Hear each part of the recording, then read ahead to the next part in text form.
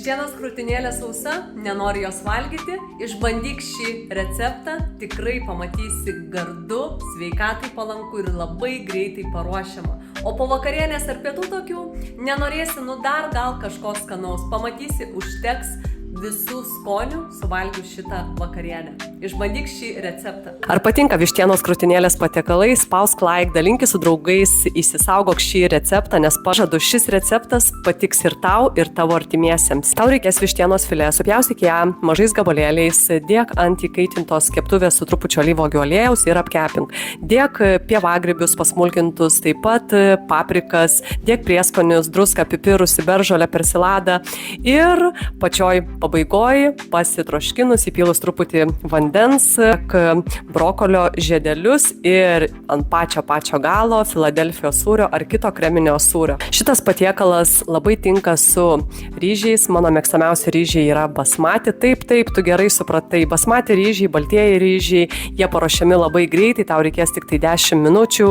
Kartais basmati ryžius prie tokio patiekalo tikrai drąsiai gali įtraukti į savo racioną. Kartu dar nepamiršk ir papildyti daržovėmis, nes patiekale daug baltymų, daržovių taip pat yra, bet nėra jų toks didelis kiekis, kad užtektų, nes pusė lėkštės pietų ir vakarienės turi būti daržovės. Tai šį kartą valgiau su pomidorais tiesiai iš daržo. Nebejoju, kad tau patinka mano receptai. Eik į sveikatai palankų svetainę, ten rasi dar receptų. O jeigu nori sistemos, įsigyk mano sveiko maisto gaminimo kursus ir išmok gyventi ir valgyti ne tik tai skaniai, sveikai, bet ir gaminti greitai.